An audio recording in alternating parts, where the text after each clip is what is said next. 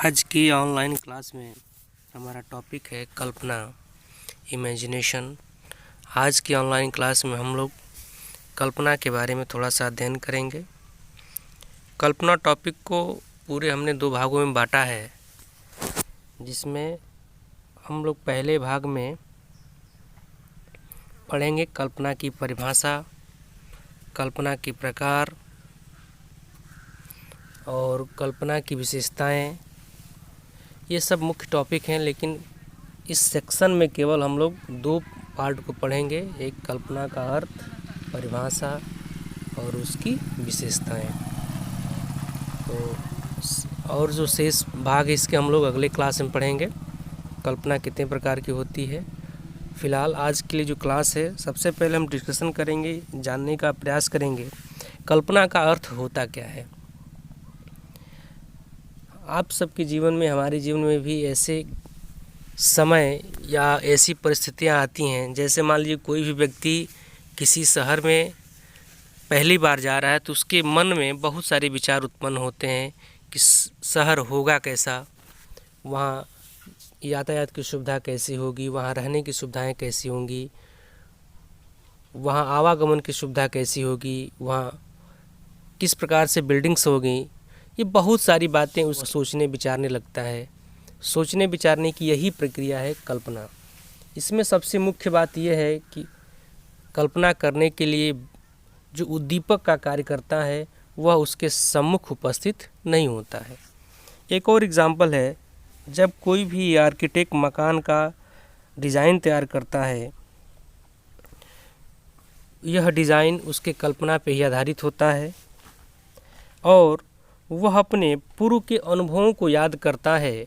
वह जब भी कोई नई डिज़ाइन, कोई नए मकान का डिज़ाइन तैयार करता है, वह अपने पूर्व अनुभवों को याद करता है और उसमें जो सबसे उपयुक्त अनुभव होते हैं उन्हीं का चयन करके, उनका चुनाव करके अपने कार्य में परिवर्तन लाता है और नए मकान का मानचित्र बना देता है। यही इसको कल्पना कहते हैं।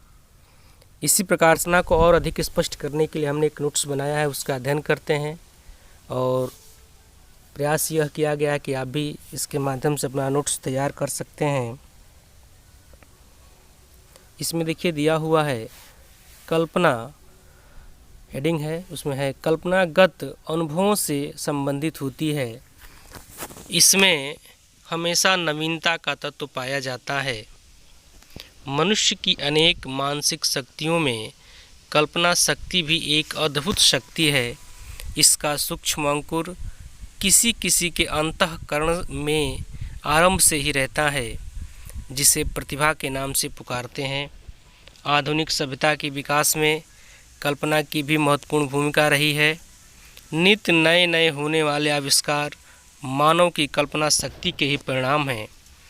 जब कोई व्यक्ति अपने विगत अनुभवों के आधार पर अप्रत्यक्ष या अनदेखी, देखिए यहाँ जो शब्दों का प्रयोग किया थोड़ा सा ध्यान देंगे, जैसे अप्रत्यक्ष, अनदेखी शब्दों का प्रयोग किया गया है, ये बहुत ही महत्वपूर्ण शब्द हैं कल्पना के लिए।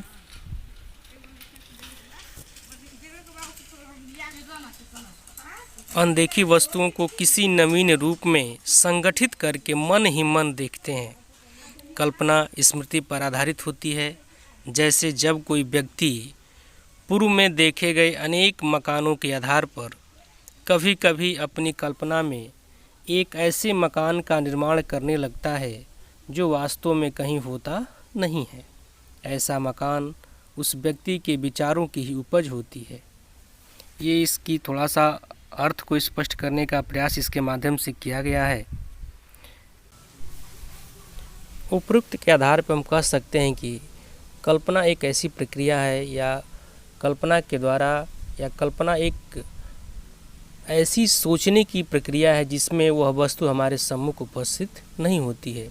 वस्तु के अनुपस्थिति में ही उसके विषय में सोचने विचारने की प्रक्रिया ही कल्पना कहलाती है। इसके अर्थ को और अधिक स्पष्ट करने के लिए आइए देखते हैं कुछ मनोवैज्ञानिक अवधारणाएं हैं जिसका हम लोग अध्ययन करेंगे। जिसमें एक परिभाषा है मैकडूगल की।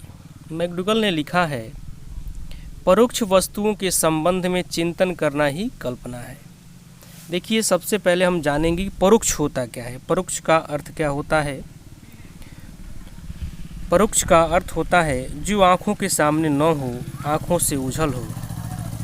देखिए, इसका मतलब अर्थ ये हुआ कि वह वस्तुएं, परोक्ष वस्तुएं यानी जो वे वस्तुएं जो आँखों के सामने नहीं हैं, जो आँखों से ओझल हैं, आँखों के सामने वो अनुपस्थित हैं, के संबंध में, यानी एक ऐसी वस्तु जो हमारे आँखों के सामने उपस्थित नहीं है, उसके संबंध में यदि कोई व्यक्ति चिंतन करता है तो वही क्या है? कल्पना है। मैकडॉवेल की बहुत अच्छी परिभाषा है। इसके साथ ही बहुत सारी परिभाषाएं हैं। यहाँ पे मैंने केवल एक ही परिभाषा को लिखा है। थोड़ा सा एक और परिभाषा मैं आपको बताना चाहूँगा।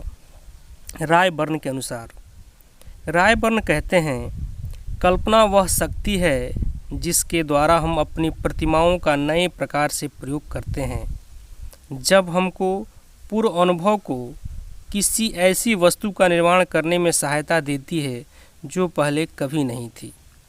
ये है रायबर्न की परिभाषा। दो परिभाषाएं हम लोगों ने यहाँ पे अध्ययन किया। इसके बाद हम जानेंगे कल्पना की विशेषता। अब तक हम लोगों ने पढ़ा कल्पना का अर्थ, कल्पना की परिभाषाएं मैकडॉवेल और रायबर्न के अनुसार। अब आपके स्क्रीन पे दिख रहा होगा कल्पना की विशेषताएं। मुख्य रूप से कल्पना की 4 विशेषताएं हैं जिसका हम लोग अध्ययन करेंगे। कल्पना की जो पहली विशेषता है वह है मानसिक प्रक्रिया, मेंटल प्रोसेस। कल्पना एक मानसिक प्रक्रिया है, यह स्वतः ही चलती रहती है। बहुत अच्छी विशेषता है। उसके बाद दूसरी विशेषता है पूर्व अनुभव। कल्पना के लिए एक धरातल या अस्तित्व की आवश्यकता होती है। पूर्व अनुभव धरातल के रूप में कल्पना को सहायता देता है, अतः कल्पना का आधार पूर्व अनुभव है। तीसरी विशेषता है प्रतिमा चयन। मानव मन बड़ा ही विचित्र है। वह अपनी रुचि एवं पसंद के आधार पर उद्दीपकों का चयन करता है और उसके प्रति प्रतिक्रिया करके मस्तिष्क में प्रतिमा के रूप में अस्थायी बनाता है। कल्पना करते समय इन प्रतिमाओं में से उपयुक्त प्रतिमा का चयन करके हम अपनी सृजनात्मकता में वृद्धि करते हैं। कल्पना की चौथी और अंतिम विशेषता है सृजन शक्ति, क्रिएटिव पावर। कल्पना का प्रारंभ और अंत सृजन के लिए होता है। वर्तमान शोध या आविष्कार इसी के परिणाम होते हैं। कल्पना के द्वारा जितने भी आविष्कार हैं वो सब इसी के द्वारा संपन्न होते हैं। कल्पना शक्ति का हमारे जीवन में बहुत बड़ा योगदान है। हम लोगों ने पढ़ा कल्पना की विशेषताएं, एक बार रिपीट कर लेते हैं। कल्पना एक मानसिक प्रक्रिया है। कल्पना की दूसरी विशेषता है पूर्व अनुभव। तीसरा विशेषता है प्रतिमा चयन, और एट लास्ट चौथी जो मुख्य रूप से विशेषता है सृजन शक्ति की विशेषता है। इस पूरे टॉपिक में हम लोगों ने कवर किया कल्पना का अर्थ, परिभाषा और उसकी विशेषताएं। शेष कल्पना से संबंधित टॉपिक के लिए हम आगे के वीडियो में अध्ययन करेंगे। आज के लिए इतना ही। धन्यवाद।